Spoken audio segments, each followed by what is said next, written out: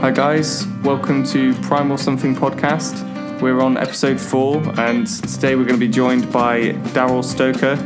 I'm Ed Dutton. Enjoy the show. So hi everyone, I'm Ed. I'm sat here with Daryl today, who's a good mate of mine. He works at NHS. He's a student nurse. But I'll let him introduce himself. Himself. This is Ed. Go away, fire away. My name's Daryl. I'm a third year student nurse. A couple of months left to qualify.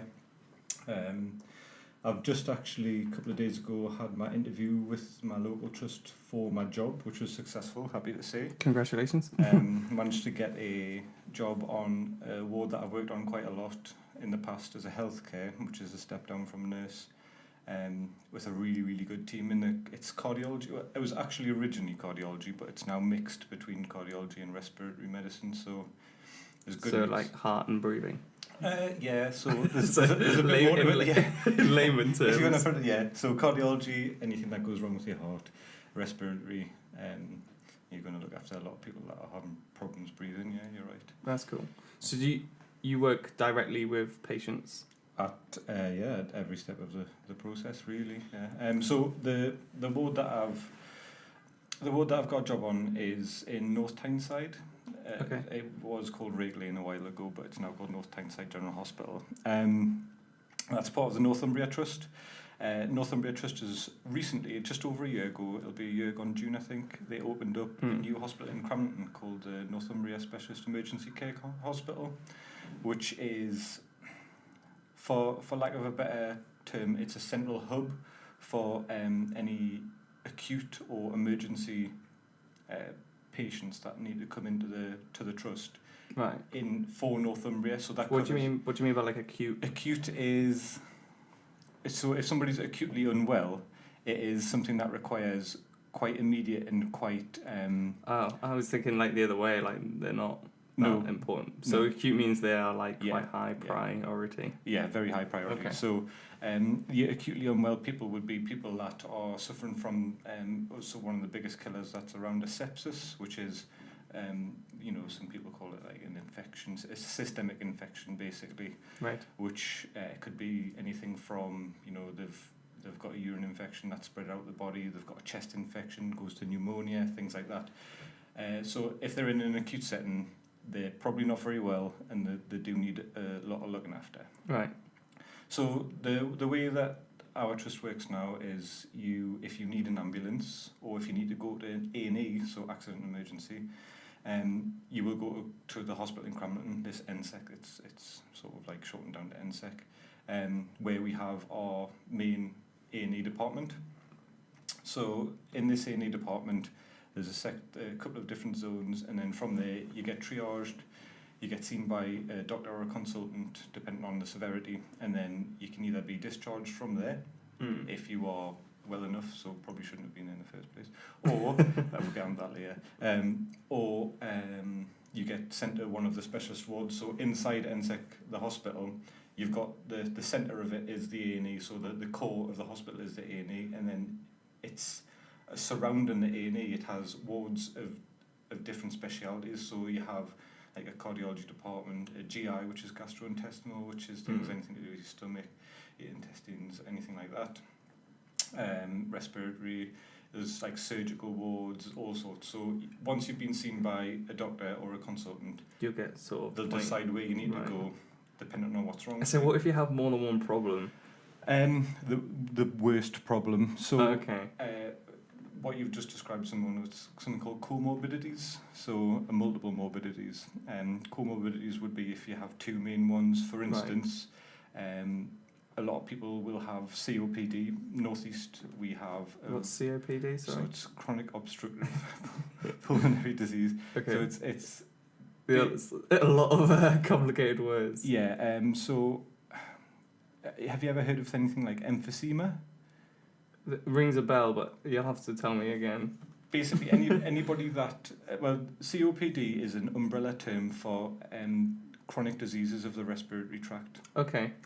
So if you suffer from extreme asthma, anything like emphysema, anything like that, anything that affects the way you breathe, severely and over a long time. So chronic is over a long time, not an acute instance. Not like of, a one-off sort of thing. Not an acute instance of it's a chronic condition which lasts for X amount of years or whatever, and tends to be indefinite for the rest of your life. So things like heart failure or COPD, diabetes, all of those are chronic diseases.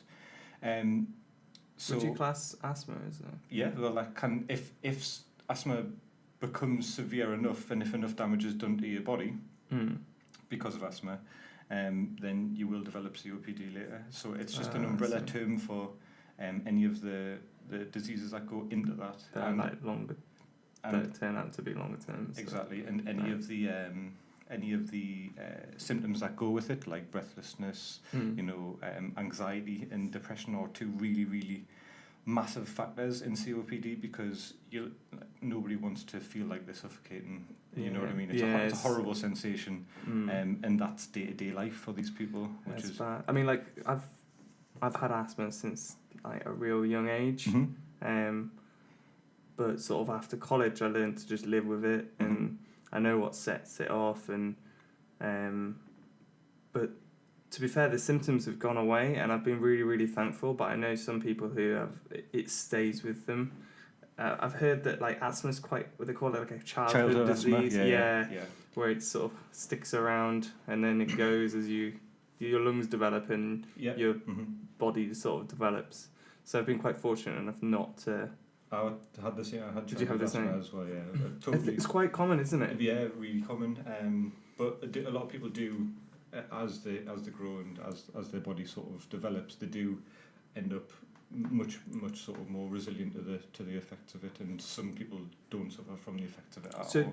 Do you get do you get children coming through your sort of system, or is it mainly adults? Because I can imagine, if that's the case, then you deal with a lot of children with asthma. Now, I'm an adult nurse, so I only deal with people. It's usually 18 onwards is the sort of is the standard. But if somebody's, you'll have met people yourself that are 16, 17, very mature people, and they would feel like they were out of place on a children's ward, a paediatric ward. Okay, so it's entirely dependent on the patient. Yeah. Whether they are so what happens is they have a capacity assessment, so that the doctor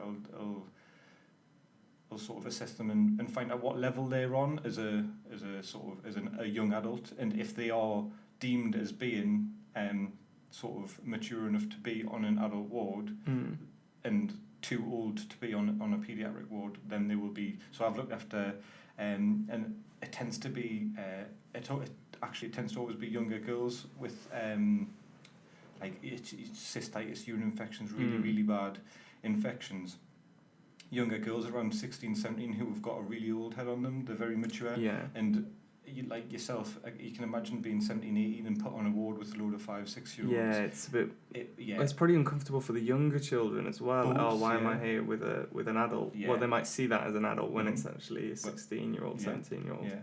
But I mean that young person is definitely too old to be on a ward where you've got like cartoons painted on the wall, or do you know what I mean? Yeah, no, I know what you it's mean. Not really it's not appropriate for them to be there. So they're put on an adult ward, but precautions are always made. They made sure that they're put in an area where they're going to be safe, where they've always got access to the staff when they need to have access to, preferably in a side ward, like a small room instead of in a bay.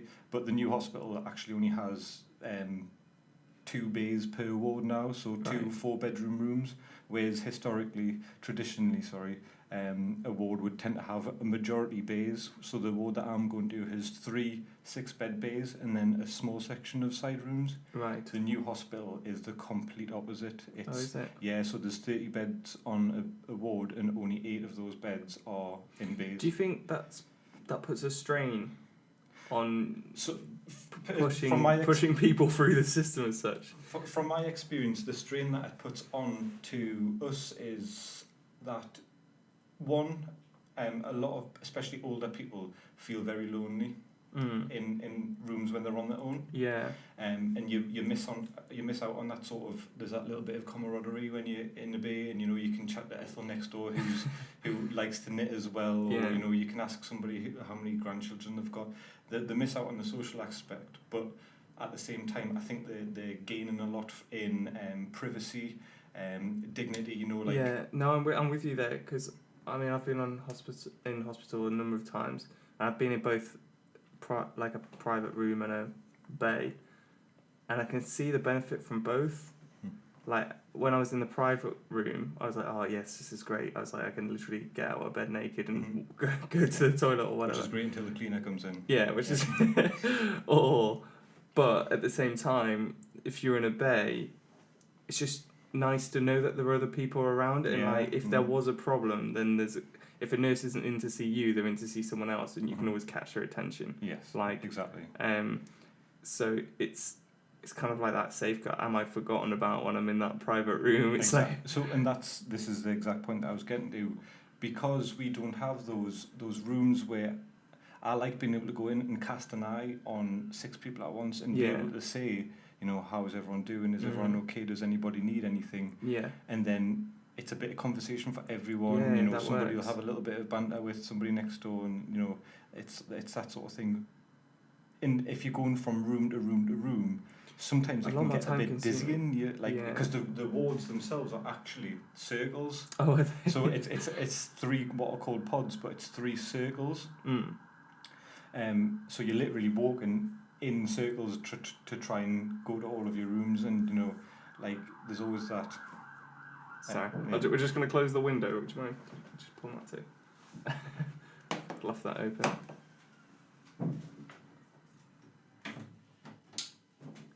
Cheers. Yeah, these mics are quite sensitive. Yeah, I was just like, I can't even hear that. So yeah, I mean, it's got its benefits. It's got its sort of drawbacks, but NSEC is meant to be a 72-hour maximum stay. So within 72 hours, you're supposed to have been assessed, a proper care plan put into place, what we call a holistic care plan, which is, and I mean, a lot of people might have their sort of reservations about the NHS, but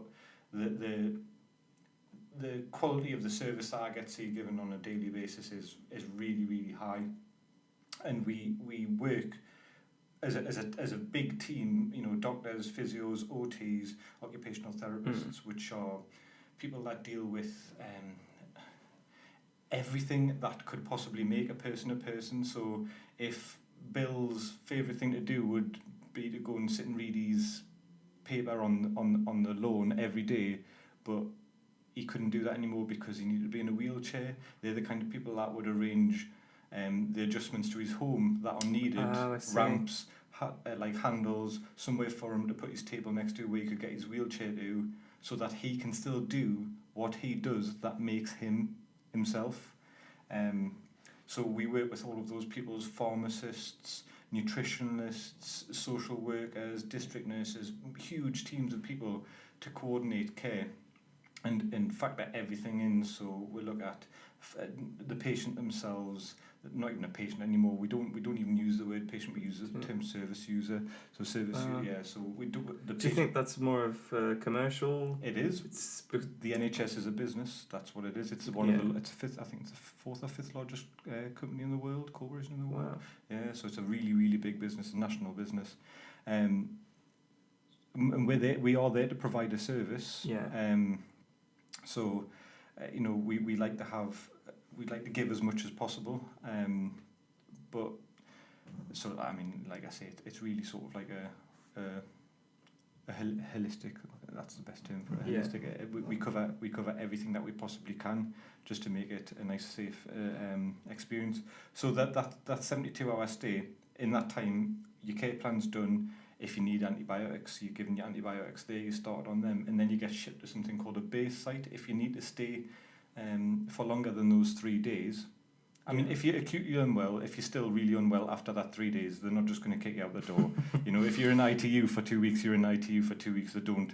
Yeah. Or it's case by case basis. It's case by case, yeah. So, but the sort of the standard is that we want to have you back to a decent condition where you're able to go to a base site where there isn't as many emergency doctors or consultants or whatever, where you just need some more continued longitudinal nursing care, which is what the type of ward that I'm going to be working on. So I'm going to be working on a base site. So after your heart failure patient that's had an exacerbation of heart failure goes to Crampton, that person's going to be seen. They're going to be dealt with by the consultants there. Yeah. Once this condition is stabilised, but they're still in need of nursing care, they get sent to us on the cardiology ward at Rake Lane, and then we look after them for the days, weeks that they need to get back to a safe level to be looked after in the community. Right. So it's... But the aim is 72 hours. 72 hours, yeah. That's the gold standard. And actually... Yeah, in terms of targets, it's quite hard to put it because obviously every case its severity is very different. Yeah. Mm-hmm. How are those targets created on such uncertainty? Well, that's you need to ask the managers, that not me. But yeah, so I mean that's how do they make you feel? Do those targets stress you out? Are you quite forced to reach those targets? There is a quite high turnover in the wards, but with regards to the high turnover, I think it's not a bad thing because if somebody needs to stay in care, they are staying in care, but they're just not staying in care in the emergency hospital. Right. It's called an emergency hospital because it's for emergencies. Yeah. There's no reason for them to stay there if they just need like that longitudinal care that I said. They don't need to be somewhere where they've got crash teams running around and you know what I mean. They can go to a more traditional hospital to be looked after. So in reality, it's not causing them any problems to their care because they're still getting a care like a hospital-based care. But that it's like I say that acute setting is there for acute cases. So it's like you wouldn't stay in A&E for 4 weeks, would you? You wouldn't. No, you would never stay on. You'd be in there for 24 hours probably max, and then they do push you 4 hours. 4 hours is the don't want you to stay in A&E for more than 4 hours. So you should really be, once you've been actually taken into A&E and you get triaged by a nurse and then you get seen by a doctor, they want you to be on the ward within 4 hours if you need to stay. Wow. Yeah. So that's a national directive as well. That's in all hospitals. I know there's quite a lot on the news at the minute about the NHS. Mm-hmm. I was going to bring some up. I'll throw some up on the screen. But I just wanted your sort of opinion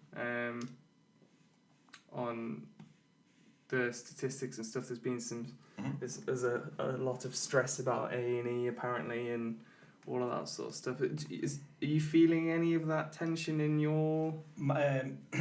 in our trust, yes. And I can say, hand on heart, honestly, the main reason for this happening is what is referred to as misappropriation of services. Right. Now, we work on, or like I say, on an emergency basis. It's A&E for a good reason because you only come if you've had an accident or an emergency. Yeah. Now, unfortunately, what we're getting is people that are coming into A&E and they've had an upset tummy for a couple of days, or they've got an ingrown toenail which is infected. Yeah. Or do you know what I mean? And I understand that to that person at that time, they probably think it's pretty bad. It's it's not really something that they want to deal with for a long time. But that's not the correct way to go about dealing with the problem. We have multiple services in all of the areas that people live in to deal with that. So there's actually, I mean, if you'll probably be able to find it online. There's a from the Northumbria NHS Foundation Trust. There's a poster that came out about what services you use for certain problems. So it's got things like coughs and colds. So they're trying to manage the expectations. And like people are given this information, but the problem is people don't. Do you know where it is? So you can have a find. So like it'll give you the example coughs and colds or like minor cuts and grazes, things like that. It'll say go to your pharmacist, your local pharmacist. A pharmacist is a qualified professional, and he can advise you. He probably knows more about drugs than, and I use that drugs in a medication sense, by the way. He knows more about that than most doctors or nurses will. He can advise you better. Well, he's working with them every single day, and he's done a lot of years in university and knows a lot about pharmacology. It's so true, actually. I always think about if I've got a cold or if I've been hurt in some way. The first thing I think is, I need to see my GP. I would never ever ever think about going into a Boots or a pharmacist and being like, oh look, I've had this cold for ages. But every single time that I ever have, I've always been given the right remedies. I've never had a problem. I've been seen to just the same way, if not better, than a GP would. And you would the only wait time you have is walking in, asking. Yeah, Betty who's collecting that prescription before you. That's exactly. I haven't got my glasses on. I can't see that screen. Oh, can you not? No. Can't see the mouse. Right. No worries. So anyway, so that's your first stop. That's your one-stop shop for anything like, if you've got an upset stomach, if you've got the runs or whatever, you can go to that pharmacist, and that pharmacist will be able to advise you. You need this, you need this, you need this, or you need this, and they can even tell you, like you need rest, you need to make sure you're hydrated, all that kind of thing. They can advise you. After that, you've got your GP. So, you've had a cough for 4 weeks or whatever, and it's not going away. It might be you might have a chest infection, something like that. Your GP can do that, right? I know it's difficult getting GP appointments sometimes. I'm not disputing that, and that is something that needs to be worked on. I definitely believe that. But again, that's... Is it not an expectation thing? Again, it comes back to, like, if more people are educated to go to a pharmacist rather than a GP. It's the same way in terms of, don't go straight to A&E, call 111 first, or... and I don't know if the numbers are changing from that, but from me, it makes sense to follow a different approach rather than just trying to cram more GPs and create more doctors. Well, this is the problem.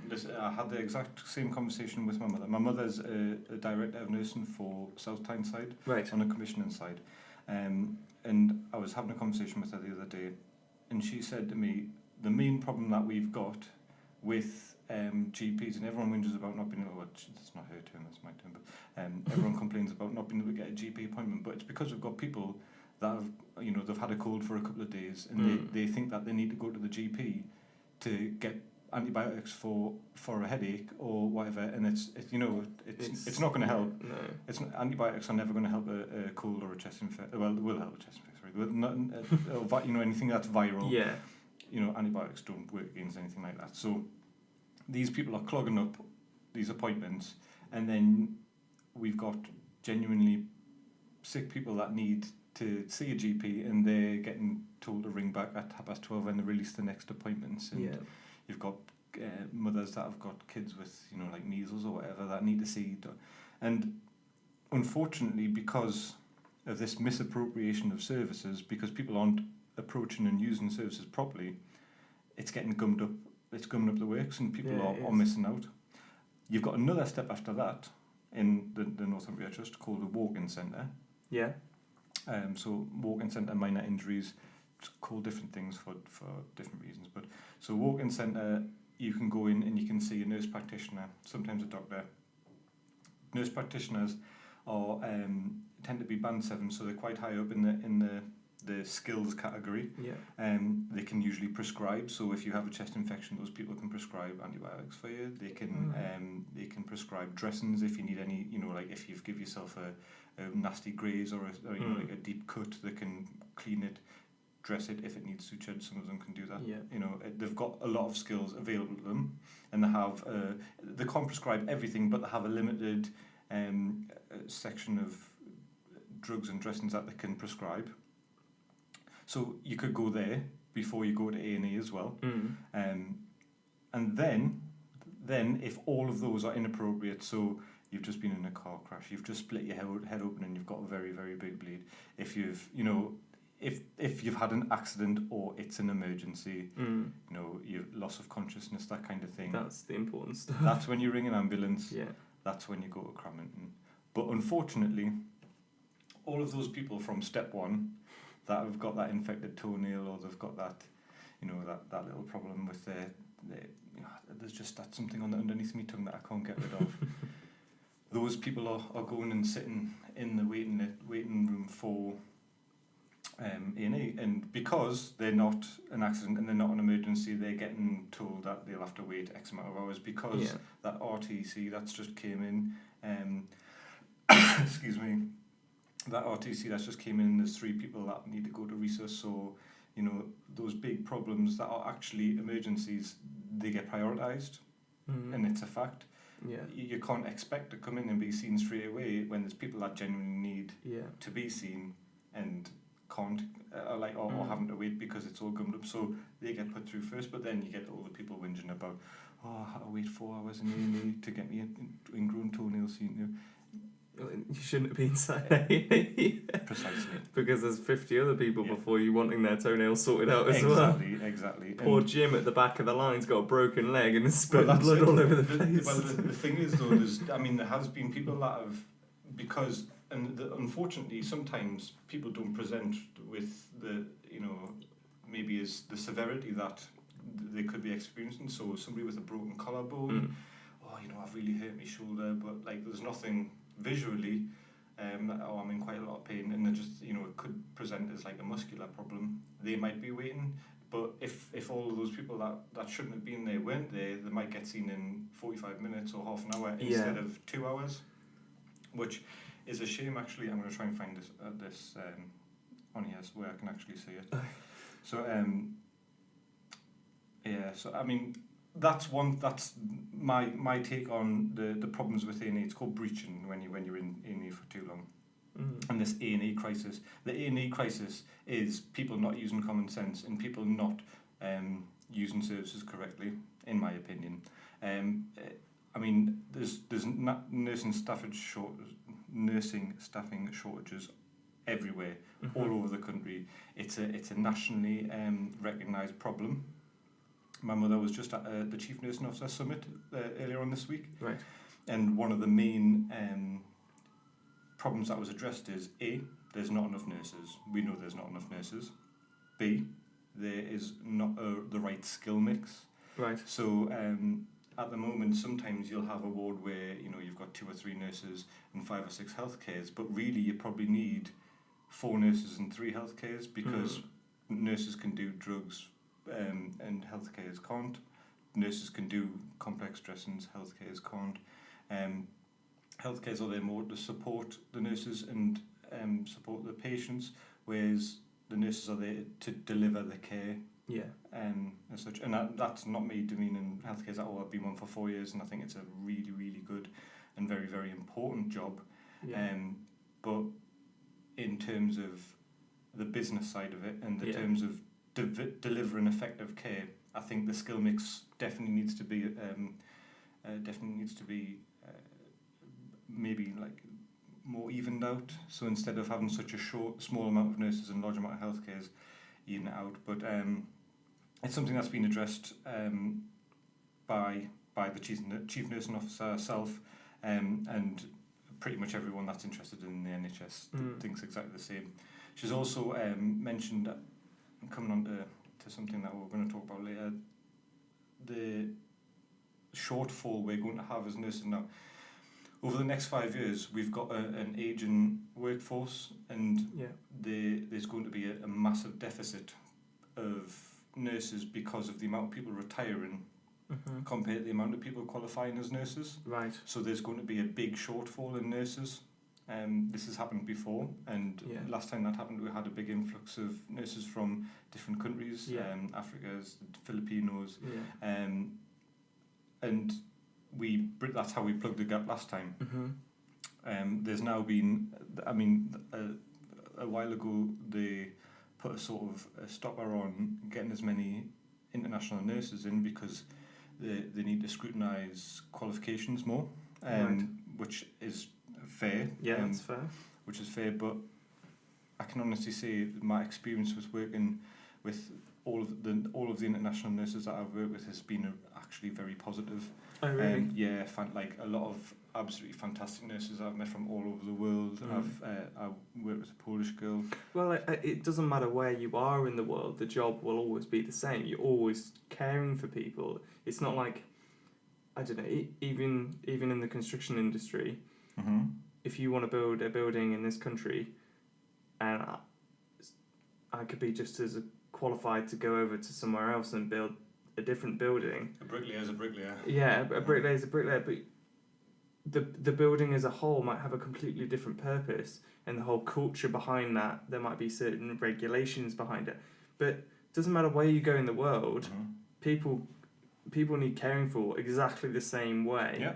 The same in India, the same in Japan, the same in the UK, the same in the US. People are being cared for and looked after exactly the same way. And actually, do you know? Sorry for interrupting you. No. One of the strangest things that's been pointed out to me from a lot of the international nurses is the biggest difference in the UK to especially the Philippines and the Indian nurses that I work with, is that families have a much larger input in care in their countries than they do here. Oh, really?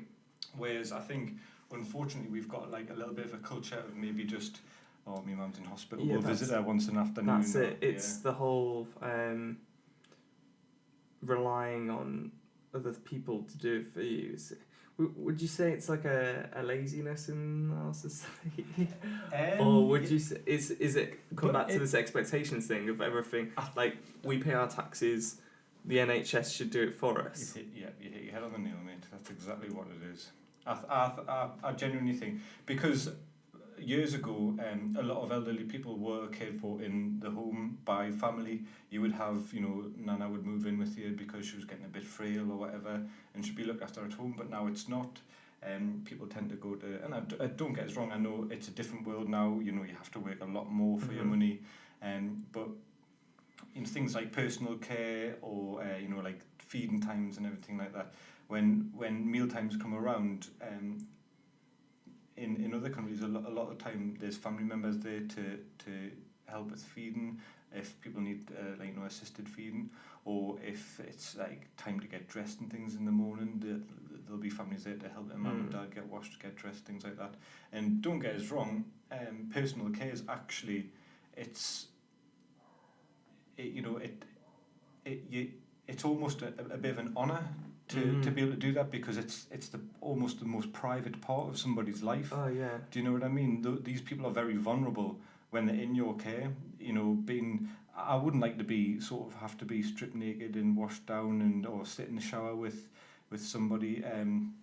I understand that sometimes it needs to be done, but you're being trusted with somebody when they're at the most vulnerable. So in actual, it's a big responsibility. It's a huge responsibility. Yeah. So I think that a lot of that's taken out in other cultures. But what really frustrates me is people's lack of responsibility when it comes to doing their part to look after their own family. So, like you said before, my mum's in hospital, I might see her 1 or 2 days, 2 days a week. And the reason they don't, there might be a huge number of reasons that they don't go in. But at the end of the day, what is your priority? If your mum died because she was so emotionally distraught that you weren't there, would you go in, or would you still be like, nah, I'll see her once or twice? Do you know what I mean? Yeah. If people knew that it had that detrimental effect on that person, then I think people would make a bit more of an effort to help out the NHS. Yeah. And I don't know, it just really frustrates me. That people see this as a right when it's not. It's a service we all pay for. Yes, there's a level of service which we should expect, but it doesn't mean we can use and abuse that. It's like, I don't know, you ride the bus, you pay for one ticket, but it doesn't mean you can go on 4 trips. No, exactly. Yeah. It's like, and it doesn't mean that you're going to get a manicure and pedicure whilst you're on the bus. Exactly. Yeah. It's you get on the bus and you get off where you get off. That's it. Nothing more, nothing less. And the NHS should be the same. And yeah, people just need to get it into their thick skulls. I think I really do think like it's every time I've had an experience with the NHS, it's been fucking unreal. Yeah. Like, but I don't know, people. I'm by no means. There might be the media as well that's putting the pressure on the NHS. It might be my opinion that's being sort of changed by the media, and more people might be thinking like me. And like I rarely go to the doctors, and I'll only ever go if it is for something serious. I'll always try and self-medicate, use 111, whatever. And I don't know if I'm just a one-off. Actually, no. You're part of a younger generation where something that we call health literacy has been a lot more sort of poignant in you growing up. You know, you were taught in school about eating healthy, and you know, in home economics, that was what it was called when I was at school. I know you're a bit younger than this, but like you're taught that, you know, your plate should have this much vegetables, this many, you know, like you've got the plate that's split up. You're taught that you shouldn't eat too much fat, and there's been a lot that you know, exercise is encouraged, things like that. Whereas like smoking is seen as a very bad thing now. Do you know what I mean? And it gets a lot of negative press. You've got all that branding on the cigarette packets saying. Well, no branding on the cigarette packet now. It's you will die if you smoke this. So I mean, like everything. This whole world now is more health conscious. So you've grown up in a more health conscious world, whereas people that are 50, 60, they've grown up in a time where they would cook with lard every day, and everyone smoked 30 tabs a day, and you know, their weekend was Friday, Saturday, Sunday binge drinking. And I don't mean binge drinking out on the big market with your knickers hanging out, but I mean like going to the social club with your pals, everyone's sitting smoking like a chimney because you were allowed to smoke in pubs, and necking 10 pints because we're 130 odd each, you know what I mean? Yeah. And it was doable, and that was culture in the northeast especially. That was culturally the norm. Yeah. It was you work your Monday to Friday, and then your weekend's yours. It's the social right. Yeah. Rite of passage. I deserve it because I've done 5 whole days of graft time. Exactly. Yeah. So I mean, like I say, you've grown up in a more aware time of, you know, like, I've probably just got a cold, whereas, you know, you might not be as health literate if you were older. So a lot of our job is health promotion as well. So we will, some are better than others, but when you're speaking to someone, sometimes it's worth speaking about, like, oh, you know, like, what's your favourite meal? What do you usually have for tea? That kind of thing. And then if they say, oh, I love me chips, and then his wife will say, oh, he puts loads of salt on, though. Having that 2-minute, 3-minute conversation about how salt can affect you know, especially your heart and all of your circulatory system. Yeah. Do you ever get people then complain to you because it's like an agony out, like you're nagging them to change the diet? Because I know once I've had it happen, and actually I wasn't even at work, but like when you're a nurse, you take it home with you, unfortunately. And it's the pub I was telling you about earlier on today, that's Sam Smith's pub. Yeah. There's an old guy in there, and he's 92, I think he was, 93. I mean, it's a couple of years ago, so he's probably 94. And he smokes like a chimney, smokes rollies. And he sat down, and like, me and my dad go there all the time, and he gets on really well. That's where he always chats, and he was telling me about how he used to do this and used to do that. And I said to him, you know, what? How long have you smoked for? And he says, I've smoked since I was 12. And I says, fucking Lumber neck. That's a long time, that. And he says, aye. And I went, have you ever thought about quitting? And he went, to be fair to him, I had a few pints, so I might have said, you should quit. But, I like to think that I said, have you ever thought about quitting? Yeah. Or cutting down? And he said to me, listen here, son, I've smoked since I was 12. I'm 94 now. It's not killed us yet. I might as well keep going. And I said, fair play to you. But I've tried. I've had my input. Yeah. But I always think people like that, at that age, their body might be in a state where actually if they do stop smoking, it will do more damage to them. I won't. Will it? No. Will it? No, it definitely won't. No. But if the damage is there, it's already done, put it that way. I mean, at 94, you're not going... I mean, for 94, he's that's what 82 years of smoking. Able-bodied guy, Think of the money spent on cigarettes. Oh, I know. He could have funded a life of crime, couldn't he? But, he definitely... That's his vice, that's his thing. He likes to go out and he doesn't drink. He only drinks 2 or 3 pints when he goes out. But his smoking's his thing. And fair play to him, I understand. And at his point in life, it's probably not going to make a great deal. If he quit now, he might only live another couple of years, and it's probably not going to make any difference. He didn't seem to be symptomatic of a smoker. He didn't have like your typical bubbly chest or lack of breath. He was walking around fine. He walked to and from the pub himself, no problems. Didn't have he didn't actually have COPD, which was quite. It's a terrifying disease, by the way. It's absolutely awful. But I mean, the stress. Yeah, a patient with COPD is, as far as nursing care goes, is definitely the largest amount of input for a long-term case that I've ever had to have, because somebody that's got quite a severe case of COPD can literally not sit up from lying down in bed, cannot sit up, stand up, and then transfer to a chair next to them in one go. It's sit up, have a couple of minutes to catch your breath back, stand up with the help of a person, 2 people, and they've got constant oxygen running, stand up with the help of a couple of people, and then sit down, and that'll take that. I mean, is it their lungs or? Yeah, their lungs are absolutely ruined, just ruined. I mean, some of them are filled with fluid, some of them are, the overproduction of sputum, some of them that. Do you think there will be any sort of cure to that? Even like with nanotechnology coming in and like this idea of bugs going into your body, and I think that's a long way away. But I mean, ideally, I think we're probably closer to either synthesizing organs, because they're working on growing tissue, aren't they? 3D printing them and stuff like that. So you can't 3D print a lung because of the way they work. A lung basically works in they're 2 big bags essentially. The best way to think about them is a carrier bag full of grapes. Right, and I mean absolutely full of grapes. Right. So what happens is the air travels down your windpipe. There's 2 little branches, your left and your right, and then they go into your lungs, and then these little balls fill up with air, and those balls have got a really, really rich network of capillaries that all the way around them, right. And they've got a very thin layer of fluid that allows them to expand, and that fluid and the very, very thin layer, it's only 1 cell thick between the wall of that little grape and the blood supply next to it. That fluid facilitates the diffusion of oxygen in and carbon dioxide out.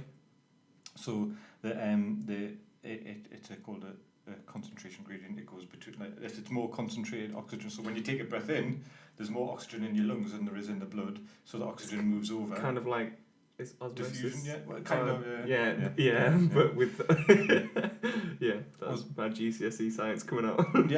not far off. Not far off. So osmosis is usually liquids. But it's the gaseous exchange. Yeah. So anyways, they travel between. But essentially what happens is those little grapes end up so scarred and so stiff that there's no gaseous exchange anymore, or they get filled with fluid and there's no gaseous exchange anymore. So whereas you might have had 2,000 grapes in there that are filling up with oxygen. Sorry, I keep on calling grapes, but I'm just trying to Yeah, it works. When those little balloons are filling up with oxygen and transferring it between, it's working at, that's at its optimal. Mm-hmm. But when you go down from 2,000 to 50 or 100, you're at such a low percentage of working volume in your lungs that you can't, you're physically exhausted. There's just not enough oxygen in your body to carry out day-to-day tasks. You can't go shopping, you can't leave the house, you can't sometimes not even leave a room. Is that the only way of getting oxygen into your blood? Yes. Is it though? Yes. Even if you injected oxygenated blood into you, is that a possible? Well, yes, concept? But then you would end up with way too much blood in your body and you would die. That's yeah. I'm just trying to think of ways around. I'm a problem solver. You've got a circulating volume in your body, and it's like a bottle, right? So this bottle here, you've got that circulating volume and you filled at the top. So that's how much you would normally have. Yeah. So if you started pouring more in, you'd just explode. It would pop. Yeah. Okay. Yeah. Your heart would also be under way too much pressure because there would be too much actual fluid pressure in the system, so you would probably end up with. So I always think this is the human body is such a delicate. Do you know? Delicate piece of. I always sound like I'm insane because I totally understand why people are religious because of it. The whole idea. I see the opposite. Really? Yeah, I see the complete opposite. How can you expect so much to have happened? The most minute process, just for me to twitch my finger requires so much to come. So you've got this, you generate the thought in your brain. Your brain is a big old mess of chemicals that creates an electrical impulse.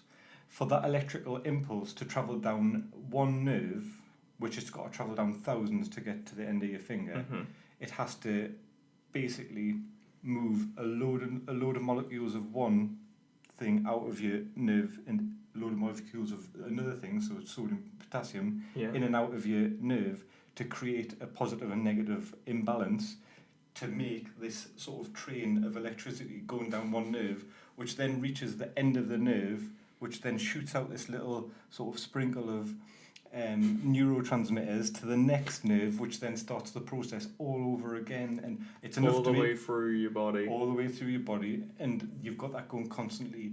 You've got to remind you to breathe, to every time you blink, it's happening because there's something in your body that goes, my eyes are getting a little bit dry, I'll blink now.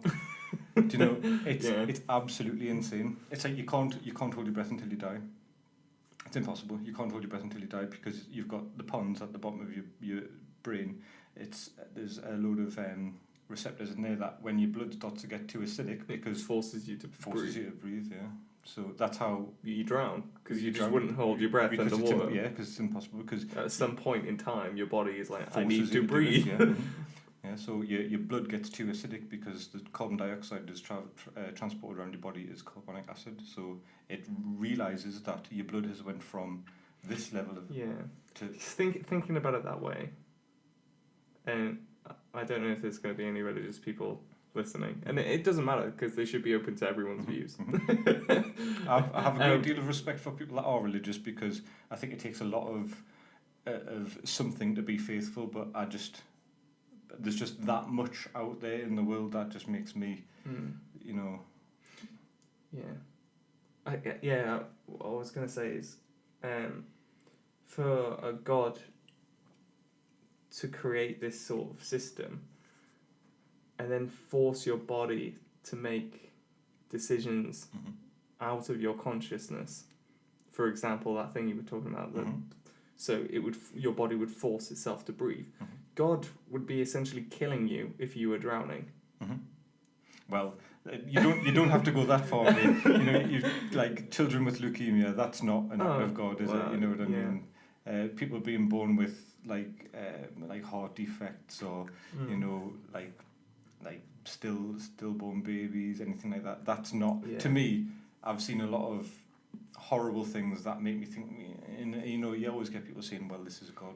Are there a lot of religious people in the NHS? Yeah, actually, the international nurses that I told you about, Filipinos are, a lot of the Filipinos that I work with are really, really devout Christians. All right. Really devout Christians, churchgoers. I don't know if that's what makes them so nice, because a lot of the Christian people that I do meet are very nice people. Super generous, and just really sort of personable people. And a lot of the Africans that work with, Africans and Caribbeans, are really, really devout Christians as well. Yeah. But as far That's as interesting. as far as people, like white British people that I work with, or native Britain, excuse me, I've only ever worked with, let's see, 2 people, and I've worked with thousands of people now. I've only ever worked with 2 people that I can think of that are practicing with a religion. One guy's a Muslim, born in the country. He's been in the country since he was born. He studied in Newcastle. He studied medicine. One of the doctors, absolutely lovely guy, and he's practicing Muslim. And a nurse that I work with in my first year of training, and he is a Christian, very, very, very devout Christian. I used to come in the mornings to get changed, and he would be in the changing room reading his Bible in the mornings before the shift. So very, very devout Christian, and again he was a fantastic nurse as well, man. Yeah. But to me, I'm a really, really, really easygoing person. I don't judge you if you're religious. I don't judge you if you have any sort of strong beliefs about any, way of life or anything like that. As long as you're not harming other people, then by all means. No, I think a lot of British people have that same sort of thoughts. We're the biggest atheist country in the world. Yeah. And it would be interesting to find out why. Is it because we're so multicultural that actually it's easier not to follow a religion? Potentially, because we have one of the most diverse culture mixes in the world. We really do, especially further down south.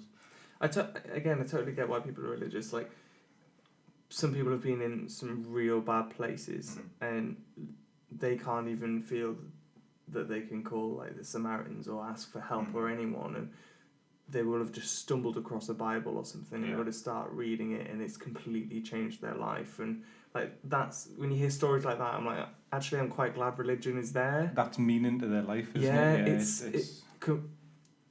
it's given that person that little bit of hope that actually, what, the world today as it is, the scientific world that we have, that's not giving me what I want. This religious world is exactly what I need in my life. And that's what I find really powerful about religion. It is. And I'm like really happy that it's here. But yeah, personally, I don't need that in my life right now. But right now, like I said, I might find myself fall down that horrible path, and I would be more than willing to read anything.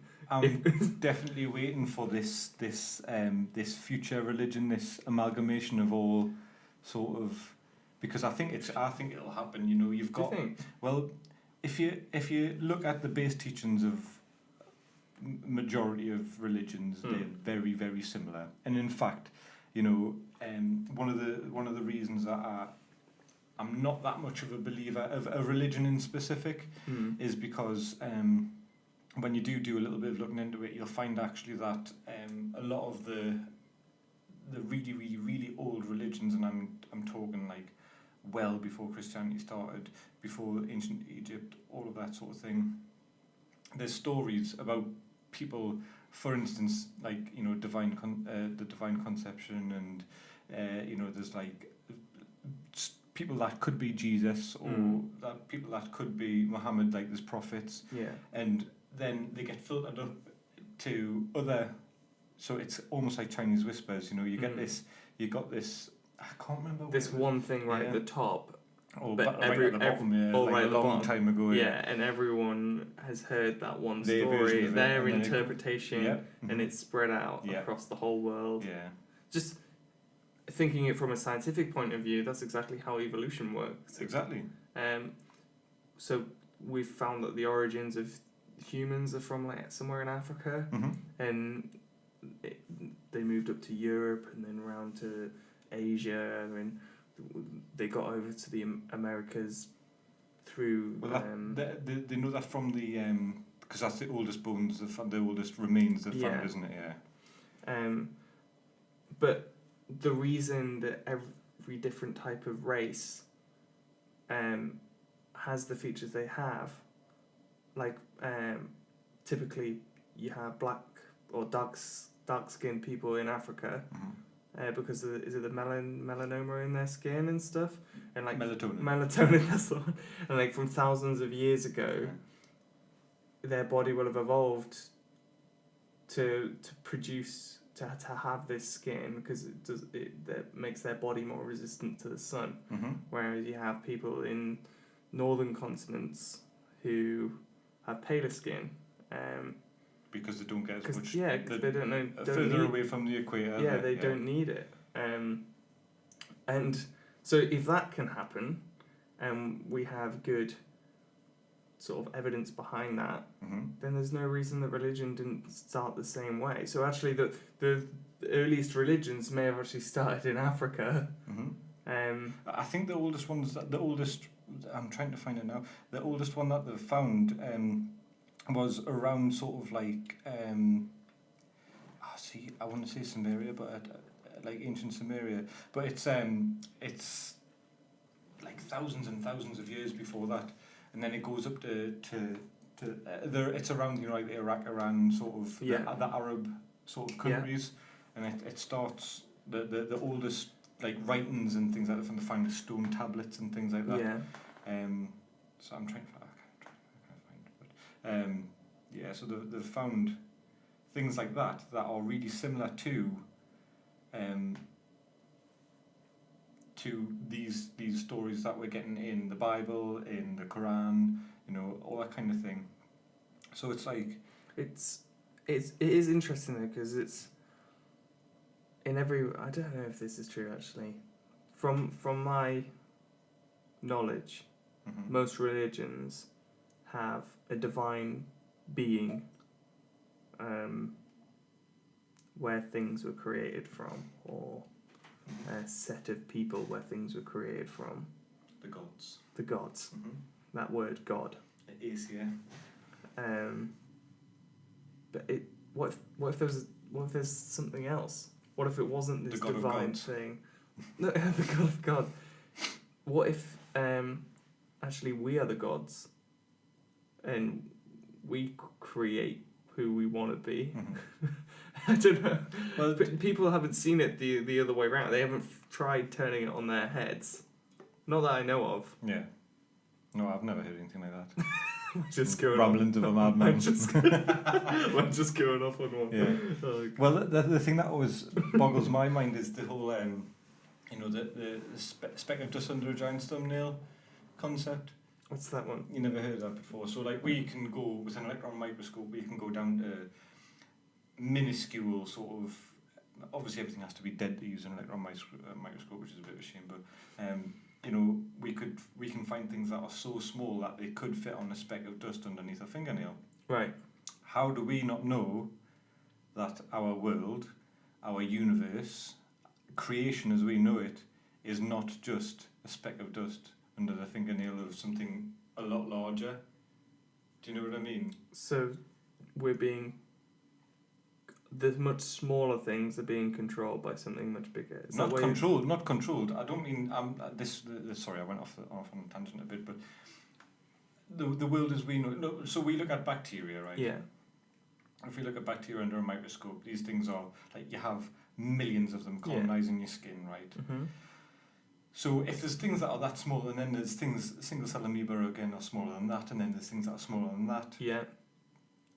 Like an atom, a single atom has its nucleus and has all the electrons and going around it in. But within the protons and neutrons, there's quarks. Exactly. And it'll go on and on and on and on and on. So we don't. So it's infinite that way. How do we not know it's infinite the other way as well? Oh, all we're doing is going down. We're looking at things that are smaller than us. So we're looking at we've got the observable universe. Yeah. Which is as far as the light has travelled. So we found the date of light essentially.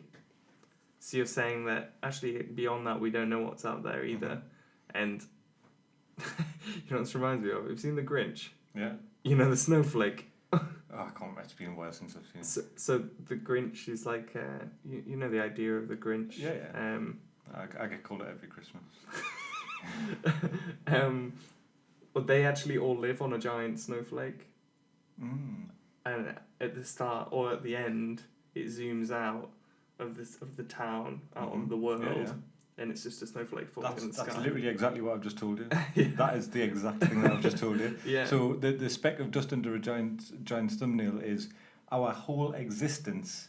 This everything that we know, this universe, could literally be contained. We could be in a giant's bottle of water going down their gullet right now. Exactly. And we wouldn't know. We would never know any different. We'd never know any different, because, you know, a particle of carbon is always going to be a particle of carbon. Mm-hmm. You know, there's always an atom where if you go down to it, it'll always be a form of energy, and we could just be that. I mean, obviously this is just speculate. This is what you talk about at 2:00 in the morning when you've had way too much beer. But, you know, isn't that what this podcast is about? So that's a concept that has been discussed, but it's all we'd ever do is focus on what's smaller than us, never what's bigger than us, never what, like, we've looked at the expanse of the universe, but what is the universe like? Is there anything bigger than? Do you know what I mean? I don't think we've looked enough, like, outwards. There's all this. We're restricted by technology as well, though, aren't we, unfortunately? Well, not anymore, really. I mean, if it comes back to this whole money thing. We spend trillions and trillions on warfare. Pump that into exploration and space. And I'm sorry, but you would have... Mass Effect will happen. Yes. And you'll have rockets that I can get myself a blue girlfriend. Yes. No. Sorry, Amanda. I understand. There's one thing that has defined humanity throughout history, and that is warfare. Religion and warfare, and they usually go hand in hand, by the way, which is another reason that I'm not personally religious. But conflict will always be there in some way, shape or form, whether it be at the Newcastle Sunderland derby or whether it's over oil in Iran or Iraq or whichever country they want to invade next. It's I think unfortunately it's part of human nature. Yeah, I'm with you there. And Stephen, who comes on the podcast, he is a man at peace.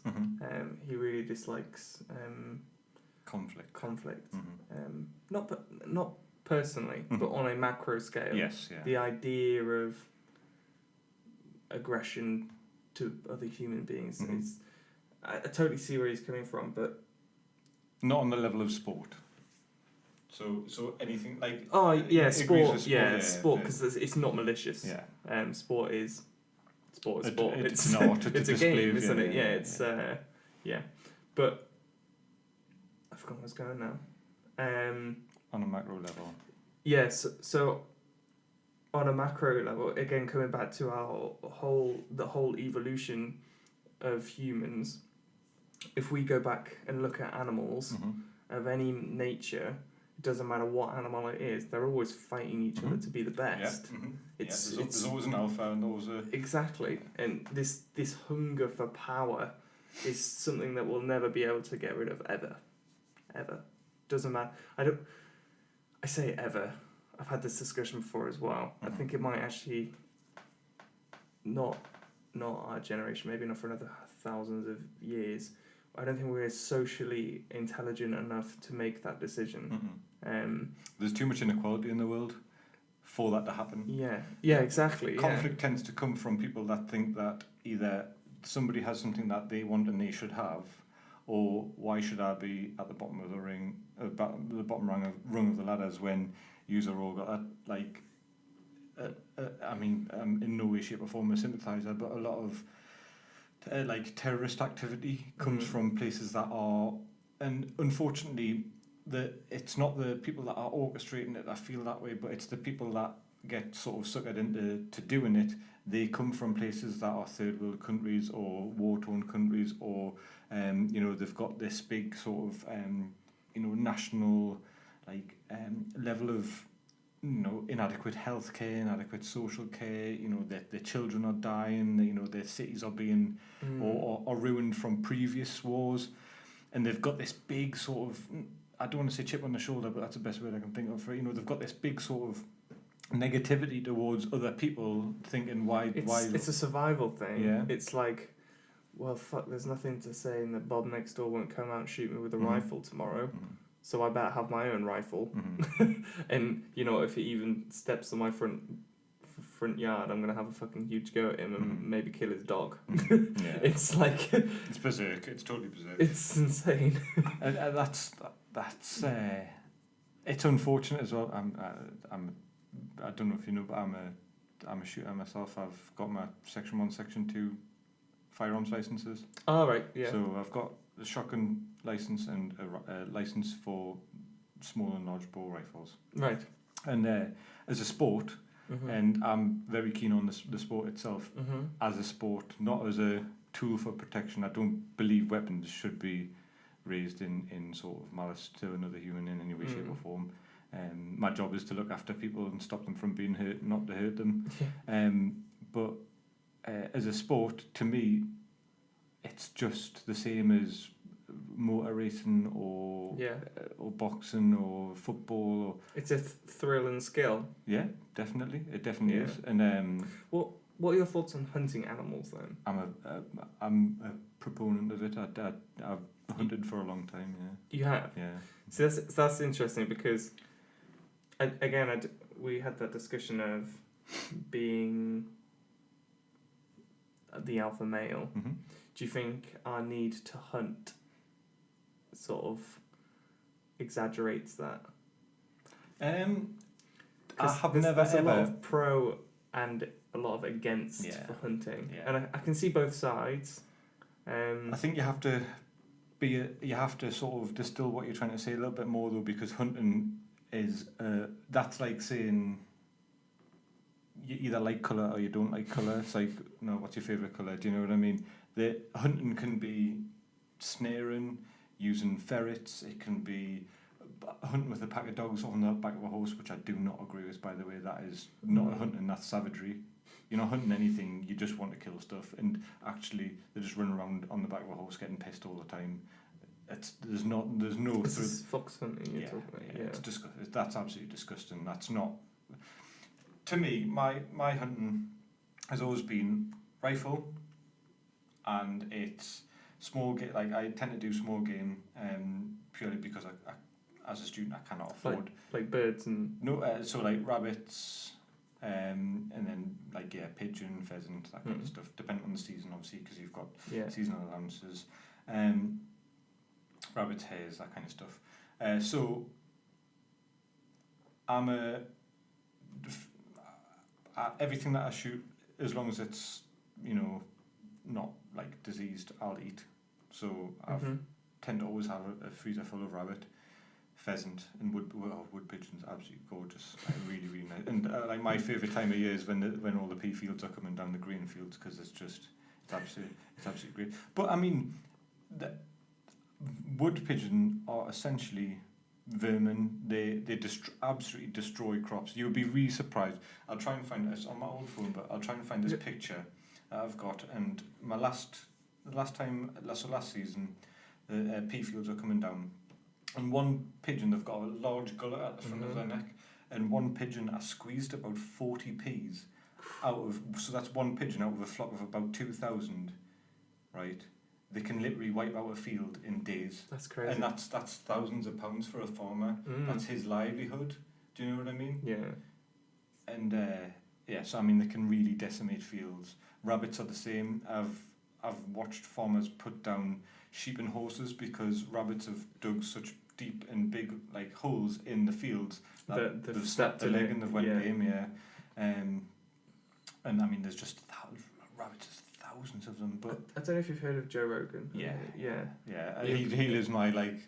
The only thing that I don't like about Joe Rogan is that he bow hunts. And really? Yeah. That's what I was just going to talk about, bow hunting. No, bow. B-O-W, not bow. What's B-O-W? Bow, as in like a bow and arrow. Oh, bow and arrow. Yeah. Oh, Yeah, sorry. bow. I was thinking like an animal bow. A bow. No, bow hunting. Bow So, hunting. yeah. Yeah. So before I shot an animal, before I took a rifle into a field, knowing that I was going to kill something, Mm-hmm. for a full year, I was at the range at least once a week, usually twice a week, Mm-hmm. practicing so that I know that I could hit the size of a pound coin from anywhere between 30 yards up to 100 yards. Mm. So that I know that, in my head, I know that I can kill an animal outright without it suffering. Mm-hmm. And with a 2.2 rifle and use hollow point hunting rounds, it is instantaneous. If you hit a rabbit in the head, it's a hollow point round, so it spreads outwards, Mm-hmm. and it creates that much of a shockwave that it literally just liquefies anything that's inside its head. No neurological sensation whatsoever. Instantaneous death. Mm. But bow hunting, although it is more primitive, it's got that sort of traditional feel to it. It's almost never an instant kill. No. I mean, it's very quick. It is very quick. They tend to go for heart and lung shots, so that's something either dies of blood loss or dies of Suffocation, respiratory failure in minutes. But that's still a couple of minutes of suffering, and I'm not massive on that. I'm not massive on that because I don't see why it's inefficient. It's inefficient, just cruel. Just cruel. Yeah, I think it's a bit cruel. I'm not saying I wouldn't try it. I think I would try it once, see how I felt about it. But a lot of people say that about hunting in general. What, they would try it once, or they just don't think it's fair. That they don't know how they feel until they try it. Yeah. I kind of get that. I've never I don't think I've ever hunted anything. Not that I know Have you of. fired a gun before? I've fired guns before. You just go clay pigeon shooting or something. Yeah, I've been clay pigeon shooting. Yeah. That's the one. But I was part of the cadets as well. Oh right, so you've done your so 2.2s. Yeah, Exactly. Yeah. 2.2s. So that's what I use. I use between the 2.2 and the 17 HMR, which is Right. a much faster, much flatter round. But that's for longer range stuff. You can't use it when it's too windy though, because with it being such a light bullet, it moves around in the wind a lot. But yeah, I was before I started university, I was going to a club. A full bore club, which is when you're going up to your full sized, like what called like full bore rounds. So you things like your 7.62s, or it's 308. That is a hunting caliber. It's 308, but 7.62 is the military designation for it. Or your 2.23s, which is your 5.56s. And they are things like like pig hunting, deer hunting. Deer hunting's like. It's my post qualification bucket list. I've already picked out where I'm going. I'm going to do a 2-day stalk, and that to me is like you almost pick yourself, because it's not. People think it's just you're just going out and you're having a couple of pints and you're slinging a gun around, but it's not. Deer hunting especially is. It's a skill. I mean, like if you think about medieval times, if you want to go hunt a deer when you had a bow and arrow, you'd literally stalk it for days, like you said. But no, in the medieval times they were a lot more prolific. Deer were a lot more prolific. Although I tell you something that's quite interesting, there is a very strange looking small type of deer that is actually now considered a pest species in Newcastle. Yeah. That's quite strange. Everyone's going to be chasing after it now. Yeah, with horses and dogs. Bastards. So yeah, but I mean, good eating as well. But yeah, so I mean, it's like to stalk a deer now, because they're much less prolific. There's still plenty of them. People raise herds, and they really sort of monitor the stock that they have on the land, and they have like protected times where when it's called when they're rutting, when they're mating. So during the rutting season, they allow them like free reign of everywhere, and they're very closely protected, and it's very expensive to do for that reason as well, because it's such a niche sort of thing. But it's like a really, you go out for a full day, sometimes 2 days, and you'll never see a deer, and you've got that one shot. If you miss that one shot, that's it, and you've got to trek miles and miles through the highlands, or through forests, or through farms to find them. There's actually quite a lot of red deer up near I shoot near Wrighton on a farm, and I'll very often see red deer on his farm. They're really elusive though. They're just, as soon as they see you, they're gone. Yeah. But I mean, it's fantastic to see, like, absolutely fantastic, beautiful animals. But yeah, but I don't have a problem with as long as you're not. I hate people that go out and shoot things just for the sake of shooting them. If you're hunting to eat, fair play to you. Yeah. And as long as if I was gonna hunt, I think I'd want to eat it. I feel like it's just a waste of life otherwise. Yeah. It's like, it's just totally pointless. But then again, you get people that are the complete opposite. I like, you see people that are hunting wolves or hunting coyotes or whatever, and I understand, because the farmer that I do shoot for, he was telling us a story about his brother's got a chicken farm, and he had something like, I can't remember, 150, 250 chickens in this farm that he's got, and one night he ended up with only 40 left because a fox or pair of foxes had got into his chicken coop, and they don't eat them, they just kill them for fun. But and I can understand why that farmer would want to kill those foxes. Oh yeah. Do you know what I mean? Yeah, definitely. But just going out just for the sake of it, I'm not that keen on the idea. So like I say, everything that, personally for me, everything that I shoot because I've got some use for it. My rabbits always get skinned and eaten. Pheasants same, wood pigeon same. Fair enough. Would you do the same with a deer? 100%, yeah, definitely. It's a lot of meat to carry home. I can't wait, yeah. But I'm definitely, I mean, like I said, that's my post-qualification little treat to myself. I'm definitely going to 2-day stalk up in the Scottish Highlands. So, speaking of post-qualifications, you're actually a mature student, aren't you? Yeah. How are you finding that? So, as a mature student, I think, first of all, if there's anyone listening that is considering going into university and they are, 26, 27, 28, do it. I found myself much more able to learn and to progress as a mature student than I did when I was younger. I definitely didn't have an academic head on us when I was young. It was really all I wanted to do was see my friends or chase girls or whatever, like the kind of things that an 18-year-old lad wants to do. Yeah. But I think you're definitely more focused and more driven as a mature student. Some of the drawbacks are money. I've really, really struggled this year. I've really, really struggled. Have you had to pay for it yourself then? No. So my course that was actually paid for by the NHS. Right. Doesn't happen anymore. Oh, does it not? That's been taken away. So it's now, what was a free course is now 27, nearly 30 grand to study. They've also taken the bursary away. That's really sorry, just come back to that. That's really interesting, considering you were just saying that there's going to be a skills shortage of people coming in. I was heading in that direction. I was off on a tangent. Yeah. There we go. So this was something that was brought up by the chief nursing officer at the summit as well. Jeremy Hunt was actually there, and they were grilling them about the bursary. So a bursary for nursing students is means tested, and what it does is, I mean, as a nursing student, if anybody's considering it, listen, it's not easy. I'm not going to lie, it is not easy. It's not an easy degree. That doesn't mean it's academically hard. It just means that it takes a lot of effort. It is very rewarding though. It is very, very rewarding. I think you have to be a certain type of person to... But just the same as you have to be a certain type of person to be a policeman, you have to be a certain type of person to be a PE teacher. Yeah. You have to be interested in it to do it, yeah. I could never work in business. I could never work in a bank. But to me, working in a bank is just like... it would drive us crazy. Do you know what I mean? Yeah. So that's not for me.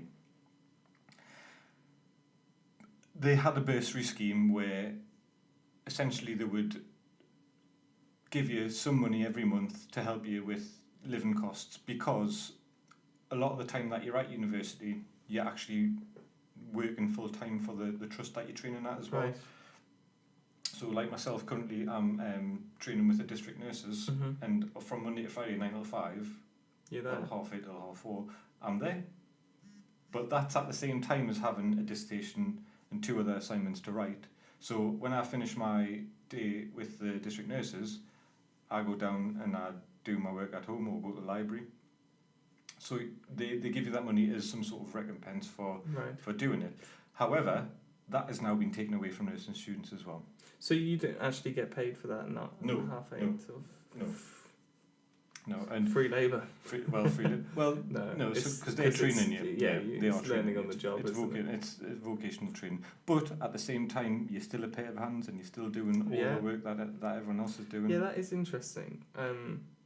You'd at least expect them to pay you minimum wage while you're working or learning, because if you were to go work anywhere else, if you go to do a training course for, say, you were in a bank. The government would expect the bank to pay you minimum wage while you were doing that course. Yeah, but you're a university student, so you're at university and you're counted as a full-time student. But during that time, you're also So at the end of this 3 years, I'll have done, I think it's 23 or 2,400 hours of ward time or work time. That's insane. So for the NMC to allow me to be a nurse, Nursing and Midwifery Council, that's a governing body for nurses, they expect me to have completed 2,400 or 2,300 hours in practice, which means on a ward, in the community, in theatres, wherever. So 2,300 work hours, and then 2,300, 2,400 work hours at the university as well. So you have to have done both of those to qualify. Within the 3 years? Yeah. Yeah, so that's insane. 4,800 hours, I think, total. And that leaves you how many hours to sleep? Very few. With the stress of assignments, very few. Oh, man. Yeah. So I'm thinking about me and my course, I got off easy. a lot of, my friend does psychology. He was actually on my access course, because as part of being a mature student, my qualifications didn't count anymore. My high school and college qualifications didn't count anymore, because it had been more than 8 years since I had been in education. Right. So I had to go and do an access course. I did an accelerated 1-year access course, and that gave me the qualifications that I needed to get out to nursing, because it's a degree level. It's level 6 degree, Bachelor's of Science in Adult Nursing Studies that I'm doing. So I've lost where I was going there. So having that gap between forced me to then go into the foundation course that I did was called Access to Higher Education at Tyne College, and it was basically, it's equivalent to so many, isn't it? It gives you UCAS credits. It's essentially instant access to. Are there a list of courses or a course that you want to do? You choose, You choose what you want. So I did human biology, quantitative methods, which is maths. I had absolutely a bore. I did English literature and English language, and I think actually this is my girlfriend Abby. You've met her. She did what did you call it? An access course. Access course, to university, to higher education at Newcastle College, and she did I can't remember what she did. I think she did psychology and something or other. So she's actually a mature student who's gone down that route as well, and it's worked really well for her. And I think she got, I don't know about you, but she got some help with it as well, in terms of paying for the access course. No, I should have. As a bit of a mistake on the university's part, you can actually apply for a loan. So it cost me 1,800 quid, 1,700 quid to do that course. And after I had finished the course, actually found out that there's a loan that you can apply for, a learning loan, where if you get into university using those qualifications, they wipe the cost. Oh, no way. So I could have probably done How that. frustrating. We took us me bottle of water. Oh, yes. It's in that bag. Is it? Yeah.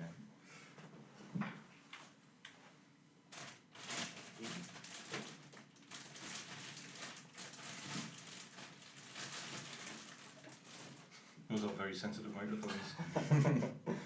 Yeah, so that would have been nice. So, but you don't have to pay like for your tuition, do you? No, so luckily I didn't have to pay for my tuition.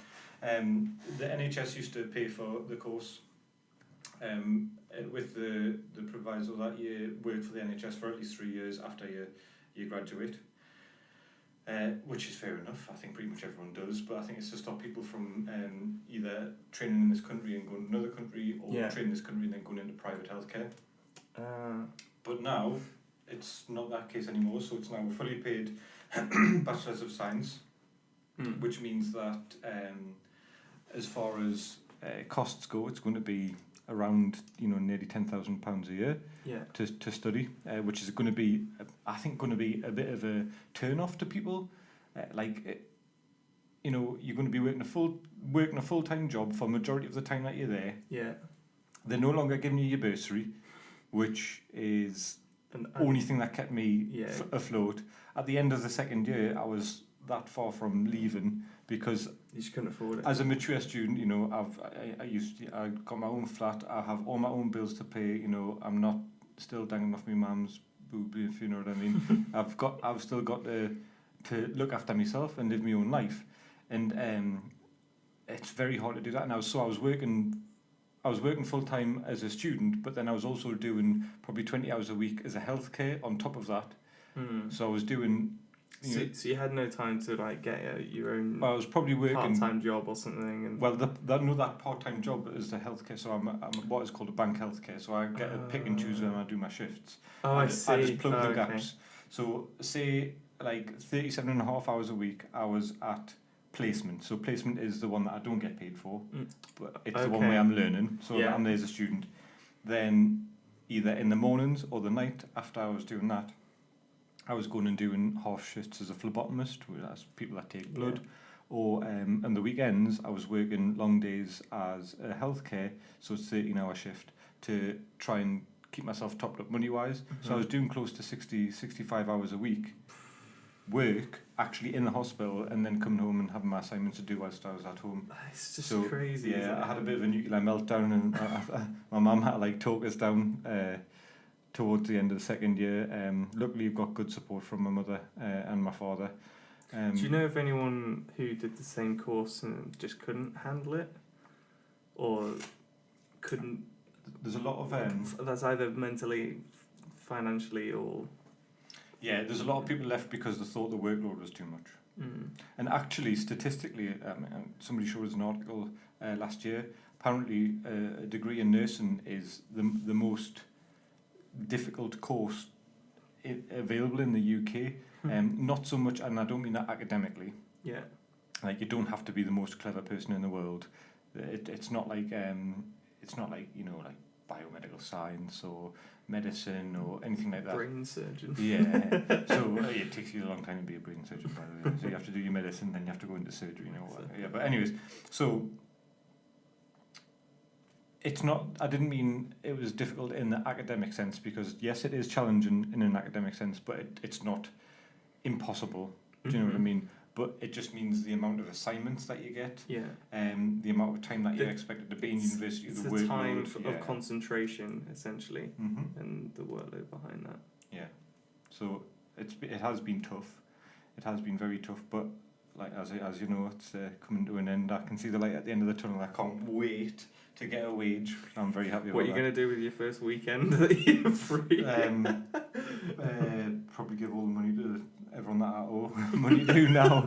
So for the first 2 months I'll still be skint, but I'll just be I've been brought up by my mother and my father, but my father particularly he's got very firm values when it comes to money. So Yeah. I've definitely got a list of everything that I own. I'll definitely be paying it back. I'm just that kind of person. But yeah, it's been a great course actually. I have really enjoyed it, and I've learned loads, and I've met a lot of really, really, really nice people. But yeah, like you're asking, that there has been a good few people that have left because of the workload. Yeah. There's been people that have left because they just couldn't financially support their family. There's people that are like, single mothers that have got a couple of kids that just couldn't afford to do it, which is understandable. But yeah, it's sounds like it's been the retention level's quite high though. Oh, is it? Yeah, it's not. There's not loads of people leaving. Yeah. Abby's course, she's doing psychology and criminology, and why are you shaking your head? It's just it's quite. It sounds like a quite heavy course. Well, apparently something ridiculous like 90% of the people in the course in first year move to other courses, just because of the expectations of the course, which I think is crazy. I can quite They have imagine. like 300 people in lectures or whatever, and the year after they'll have like 20-30 people that actually make it through to the end. Abby will be one that leaves. She's wanted to do full criminology. So it's this. She did this because she wasn't sure what she enjoyed. Yeah. She's into all these crime documentaries and stuff, and she loves all that idea. And she did it all at college. She did criminology and psychology at college. I did psychology, sociology. That's what she did. The sociology one as well. She really enjoyed it. In fact, I should get her here. Should get her in and have a podcast with her one day. Yeah, the psychology stuff is just not what she's interested in, and she's just making the decision to move to criminology. I don't blame her. Psychology, although a lot of the concepts are interesting, I think a lot of it's everyone wants to know how the brain works, but no one really wants to know how the brain works. But not only that, it's just there's a lot of like navel gazing. Do you know what I mean? And it's a lot of like theorising, and a lot of people talking a lot of rubbish a lot of the time. Really, a lot of people are speculating about things that could be or would be, and never really focusing on. Yeah, she always talks to me and tells me about these theorists who think by the amount that you poo is determined by what type of mother you had, and all sorts of crap like that. A load of shite. Literally a load of shite. I'll tell you exactly what makes it. I mean, there's some really weird stuff that she comes up with. Some psychologists must have had some serious problems themselves to come up with the theories that they had, but a lot of them have been validated though. Oedipus complex and all that kind of stuff. It's just very, very strange. It is weird. Like, but I can totally see why she doesn't want to do it as well. It's not very like practical as well. No, I think everyone thinks, unless you're going to be a psychologist, which takes fucking forever to be one. That's quite an esteemed role to get into. Then no, I'm with you. It's not really. I was tempted to do a master's after my degree in psychology, but she's put me. Are you doing it in architecture? Yes, I'm studying architectural technology. And the reason I wanted to do psychology was to relate the brain to the building, essentially. But from what I've experienced, through Abby's experience, it will not benefit me in any way. I'd rather just read up on the subject and advance my career in a different direction or something. So definitely. Well, what did you do at college? At college, I did physics, like graphic design, and geography. Physics, I got an E in. To be honest with you, because there's loads of maths and physics. It was weird because it was like I really enjoyed physics. Everything I was taught, I enjoyed. Even the weird stuff like about electrolysis and gold leaf and all that crap. I found it all really interesting. But when it came to the numbers, I was like, I've got this. This is bang on. I've got the formula here. I know what I'm talking about. And all the numbers would be wrong. And I'd be like, why? How is this even possible? Ollie could be a physicist. Yeah. You just I don't think there's I mean, but just in appearance and the way he presents, by the way. I don't think there's been an episode where Ollie hasn't been brought up. We will bring him onto a podcast show at some point. I know he said that he wants to come on. Definitely. So you will be introduced to him all, everyone. I did modern history and classical civilizations, psychology, sociology, modern history and classical civilizations. Wow. That's quite a diverse bag. Yeah. Psychology and sociology, I think, was the same sort of thing as Abby. Like I went in and thinking, it's going to be great because I'm going to learn about, and I much preferred modern history. I've always been really into history. Yeah. Big fan of history. I sort of modern history sort of killed us off a bit actually, because I had just done it for my GCSEs, and then I was just going back over. It was like the stock market crisis in Germany, and I don't know. It sort of fizzled out for us. But classical civilizations was really good. Do you think part of the problem there was your teachers? No, my teacher was really, really good. Actually, yeah, my teacher was really, really, really good at for history, but I don't know. Like I said, I wasn't really in an academic frame of mind there. Like I left before, so I got my AS, but I never finished my A2. I think a lot of people do that. Yeah, which much my mother does me, because she went in for like a parent teacher evening sort of thing. And it was actually my history teacher, and she went, I'm Daryl's mum, I was just wondering what you think, how's he doing? And you said, well, he's a lovely lad, but I'm surprised to see you here. And she said, what do you mean? You went, well, he left college 3 months ago. Yeah, so I didn't see my mum for a couple of days after that. But that was the young me, very very different me. Like I said, and this is probably about being a mature student. Back then, I couldn't have done what I'm doing now. I can now. It's weird. Even myself, I feel like I'm mentally matured, and I feel like realizing that in itself is a bit of maturity in itself. And I sometimes wonder if every person goes through that same thing. Did you have that sort of moment in time where you're like... I know what you're saying now, but you'd, 23? Yeah. 4 years' time, 27. Will I have the same again? 27. It was 27 for me. You get this big flip in your personality, and it's not a bad thing, but it's... Yeah, I think your priorities change, and I mean, you're quite driven. Like you're quite different to me, because you're really sort of creative. You really want to develop your businesses and things like that. And but but in a good way. That's a really good thing, and I admire it a lot.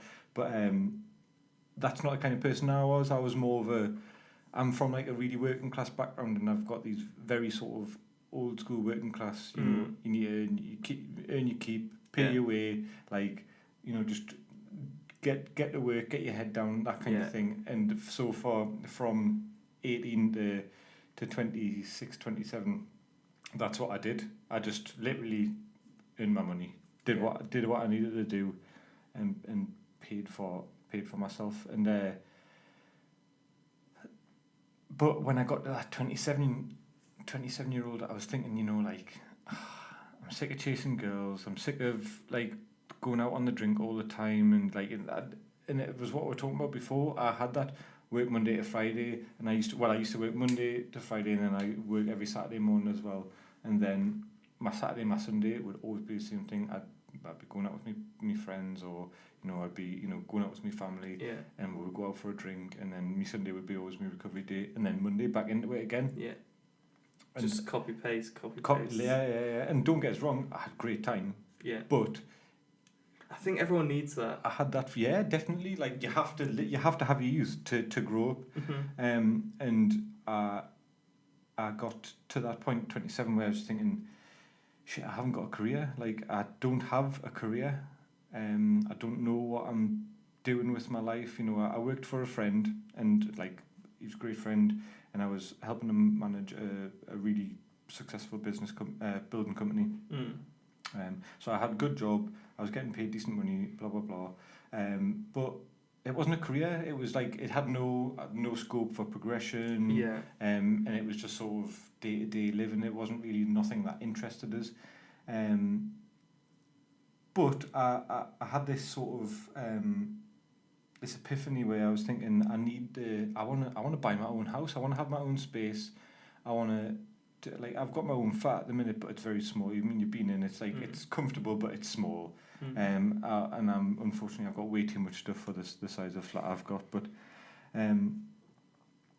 it's one of those things where I thought something has to give. You know, I've got to do something to progress. Yeah. And I started to prioritise going out on the lash and you know, like hanging out with my pals and all that kind of stuff. I had to prioritise it less. Yeah. And prioritise things like, you know, finding a way to progress myself. Yeah.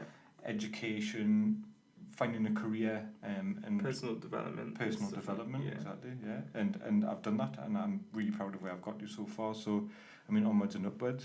Do you think most people have that epiphany? Because if you look around the world, yeah, not everyone. Like maybe not everyone. You see people who have literally they've worked in. Yeah. I'm not saying retail is a bad place to be. I think for some people it's fantastic. I've worked in retail for myself for 4 years. Russell, you met Russell? Yeah. Yeah. He's he's nearly 40. But he's a great guy, but like it's a hard place to personally develop. But like some people get stuck in there. But the perfect example of what we're saying, he's now nearly 40. He's having his epiphany now. Yeah. He's talking. I mean, he's a manager of a store. He's got good wages and everything like that. But he's saying, like, you know, I don't want to do this. I would like to. I was talking to him. He's just recently went through quite a bit of hardship, and I was talking to him about things like what he wants to do with his life. You know, and he was like, I would, you know, he's always talked about being a personal trainer. He also was thinking about loves his music. He loves music. Oh, he's well into his music, but he was thinking about going into like counselling. Helping with like develop it with CBT, all that kind of thing. And obviously it's something that you would have to train to do. Yeah. To work in mental health services. But I thought that would be a fantastic idea. You know, and he's a great talker, and he's really like he's an interesting person to talk to. So I thought, I mean, that was absolutely fantastic. But like I say, nearly 40, and he's having that epiphany now because of life circumstances. So maybe not everyone gets it at 26, 27, but maybe at a point in their life when they need the change, their mind has said, oh, you know what, let's fucking get out of that. It's time to do something, yeah. It's time to do something, yeah. Because you do often see, obviously you don't... everything's based on stereotypes. You walk around the streets and you can pinpoint people and you can kind of guess how their life has been. But you do look at some people who might be 50, 60 and they're in retail and you're like, how did you get there? Yeah. Like, not in a nasty way, not like your life has failed, but actually, have you had your career and actually you're bored of that career and you just want to go and stack shelves again? Some people do, yeah. Is that their epiphany, that complete flip? A lot of it is like kids come along and they end up, instead of having the freedom and the time to, like, for instance, I could never have supported a child over the last 3 years because I was barely supporting myself, never mind a child. So... and I wouldn't have had time to, you know what I mean? Like, I'm 60 hours a week. You haven't got time to... if you don't want to be getting up every 3 hours with a baby. Unless you pay for childcare. But how you wouldn't have paid how for am I supposed to pay for childcare, mate? 400 odd quid a month. I'm living on 400 odd quid a month. Like, I didn't even pay for my bills. It's mental. Exactly. So, like, that is a lot of people, like, and you're asking, so what? Like, you know... A lot of the older healthcares that I speak to, do you never want to do nurse training? Oh, well, I was thinking about it, but then I had my burn. And then I had another burn a couple of years after that. And then, so they end up out for 5-6 years. And then, you know, they might come back and then they go back to their role. And then they just, because they've got this big responsibility of looking after young children, they don't want to. And then by the time their children are 17, 18, when they're going to be around the time that they can, they might be 40, 45, 50 and not interested in it anymore. Not to say that you shouldn't. There's a couple of people that are late 40s in my class and I know they're really good nurses. But they're all doing really well with their studies. And I mean, one of them, she's one of my really good friends from the class, she struggled loads with money because she's got kids that live at home. And then she's relying on money coming in from her partner as well, but then her partner ended up with an injury or after an accident and couldn't go to work, but he worked. You know, like he got paid for the time that he worked. It wasn't like contract, so you can get sick pay, anything like that. Right. So, you know, that's a big sort of deficit to her income. So it was very difficult for her. Yeah. I was gonna say something and I can't remember what I was gonna say. That's a problem with tangents. You start off talking about one thing and then you end up. It's like it's the YouTube video black hole, you know, and you're like, you did originally want to find a recipe for sweet potato mash, but then you're watching a cat fight with itself in a mirror, and then 10 minutes later you're watching the best steak ever made, and you're like, oh, I fancy steak. What was it? What did I want to find again? And I'm like, Amanda, what was I looking for? She's like, you not found it yet. I remember what it was, and then you lost me at steak again. It brought me back. It was about children. Right. And I think everyone thinks about having kids and when they want kids in their life. There's a lot of people that don't want kids, by the way. Yes, I feel like I'm one of those people. Really? But at the same time... You're only 23, by the way. Yeah. I was exactly until this epiphany that I had. Kids was one of the things that came into it. Really? Yeah, big style. And it I get was actually when my nephew was born. Oh, really? Yeah, 4 years ago. So it was about 26. You're like, I want one.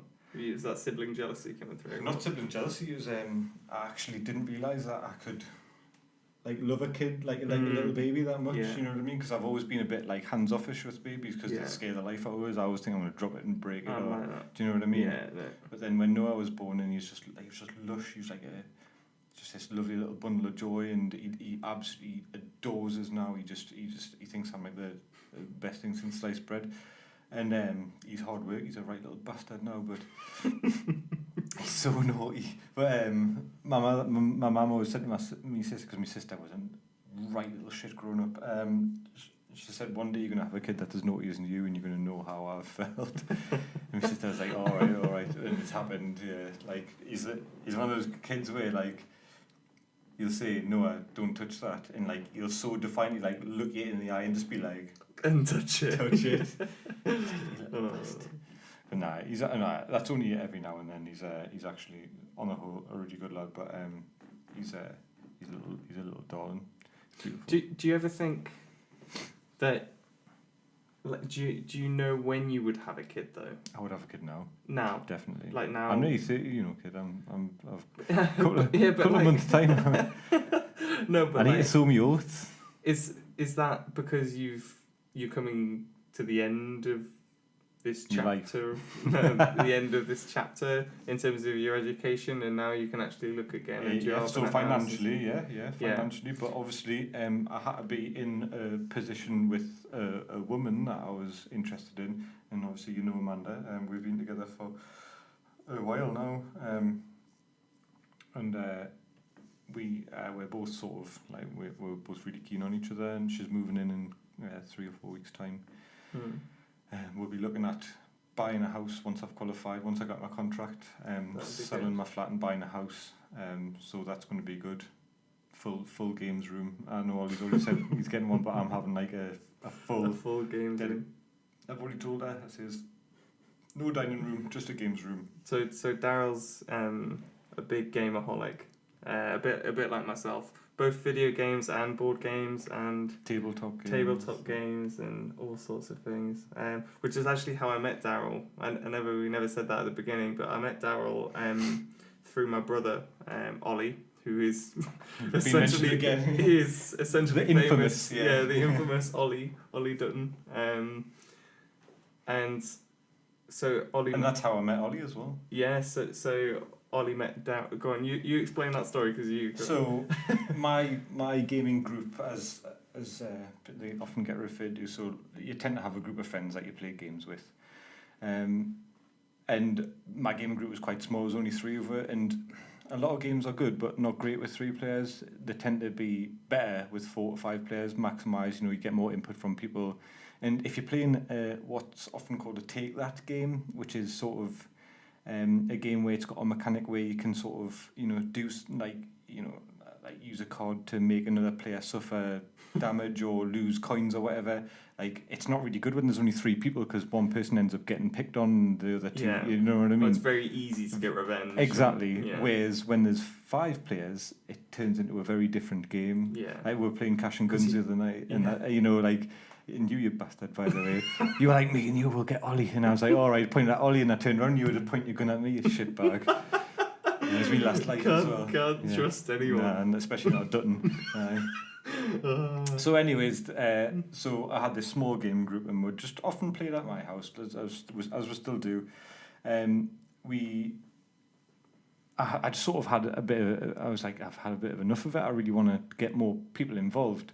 And a few people came, and a few people sort of like a few friends, but never really very committed. And I'm part of a Facebook group which has been around for a few years now, and it's actually grown loads. And I think when I joined games in Newcastle, there was only in the 10s or 20s of people that were in it, and it's up to thousands, 2,000 now. I wouldn't post it in there now, but so I basically one day a couple of years ago had said, look, me and my friends all play board games. There's only 3 of us, 4 of us sometimes. We could use some extra heads. Is anybody interested in board games? And I had put it in there originally because a few of my friends that I know from like the gamers in Newcastle, it was just a way to speak to them all at once. But Ollie popped up and said, "Oh, I like board games," and I was like, "Oh, well, I don't know who this dude is, but yeah, cool, no problem." So I invited him along. He probably thought he was going to get gang raped, but that's probably why he came, actually. He's like, score! No. Yes. Yeah.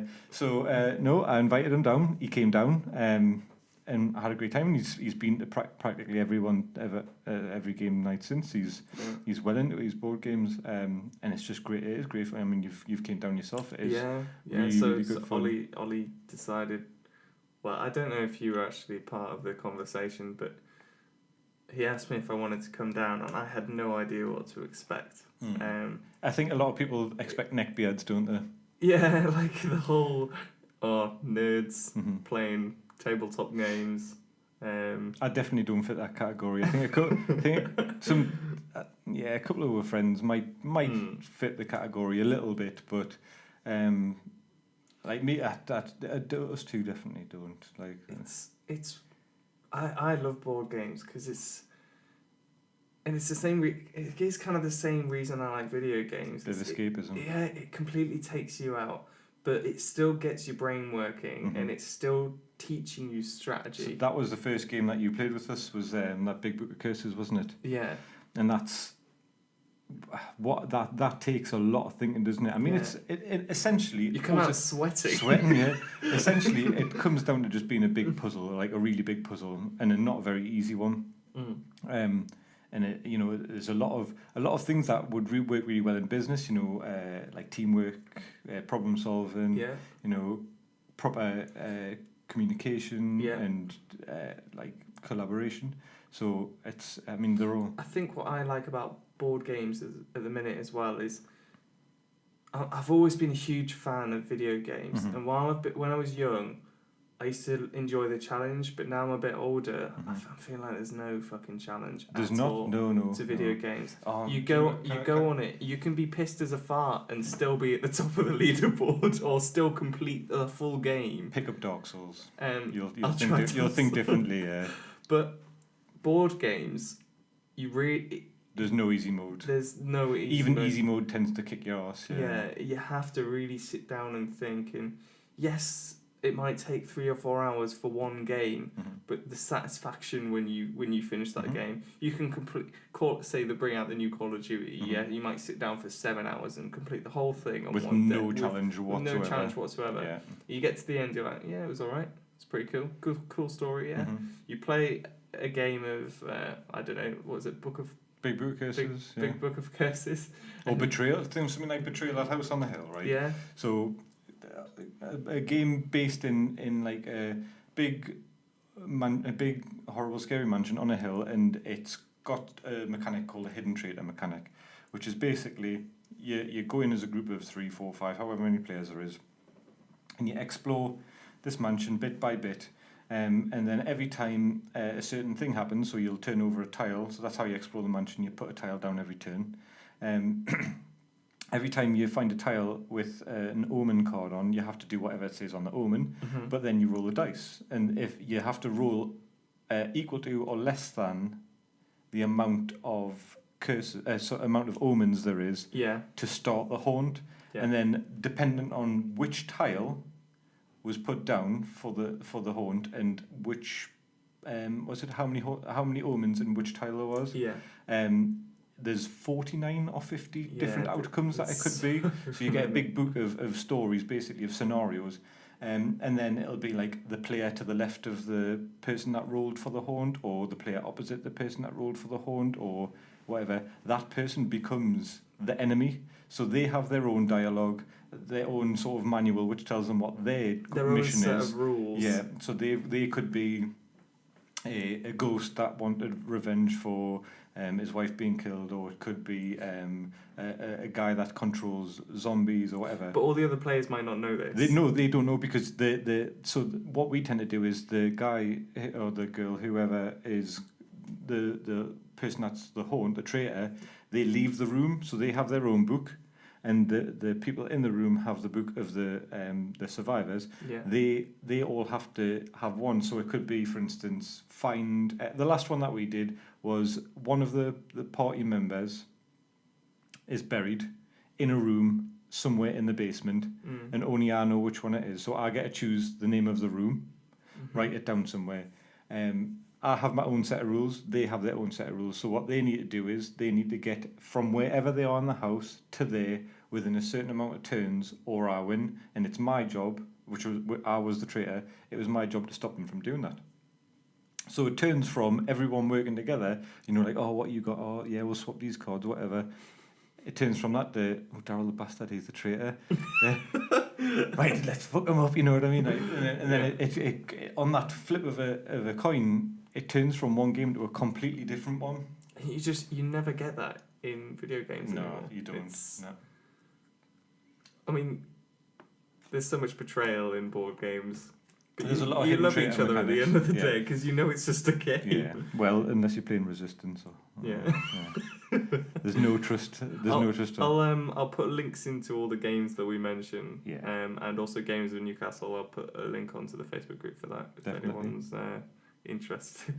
Definitely. Well, it's a good place. Gamers in Newcastle is a good place to go if you like kebabs, or if you want a Domino's code. Yeah, if you want a Domino's code. But no, I think if you can avoid a couple of those posts, because the people do often put the odd silly post in, but a lot of information gets put about game sales that are going on, or up and coming games, things that are like indie stuff that's worth looking out for. A friend of mine, actually, Dre, is a part of a studio that's based in Newcastle, and they develop games. So we've got our own local game studio that posts in there with them. They do a lot of like. You can get a lot of discount as well in places if you mention Games of Newcastle and stuff. It's a real good community. Computer Robot. So Computer Robot, that's, I think Gates said they'll do Gamers in Newcastle discount on hardware, which is really cool. Yeah. Yeah. I was going to say something else about them as well. Can't remember. Hey. But it's a good little community, and actually most of the people there are really, really sound. So there's a lot of people there, mind. Yeah, but pick and choose. Not all of them are. Not all of them are posters. A lot of them are just sort of watchers, wallflowers. You know what I mean? But, Well, it's been good chatting, Daryl. Thank you very much. I was just thinking about games. When we get cameras set up in the podcast studio, we'll arrange a board game night with the mics on, and we'll maybe have a game, playing a board game. We'll run through a board game so you guys can get involved. We'll invite the infamous Ollie down, and so the Ollie Dutton, and we can all sit and chat about the game and stuff as we play it. And so as I said, I'll put all the links on for the stuff we've talked about. Thanks for. Should we do? I think. Do you know what we should do? We should do a top 10 list from the gaming group. Should we do a top 10 list and then we'll put it on for everyone to have a look at? Sure, yeah, we'll do that. Good idea. Daryl, do you want me to post up your Twitter or something? I don't have one. Oh, have you not got one? Okay. Well, you'll find him on Gamers in Newcastle. You're a frequent poster, aren't you? Occasionally, yeah. Occasionally. Again, thanks so much. You'll find us carrying it on League of Legends every now and then. Thanks again so much for coming down. No problem. My pleasure. Talking about your stories in NHS. So if you want to look at our other podcasts, they're all available on PrimalSomething.com. And we'll have this posted up on SoundCloud, YouTube, and some other places, iTunes and stuff. So, hope you enjoyed the show, and we'll see you next time.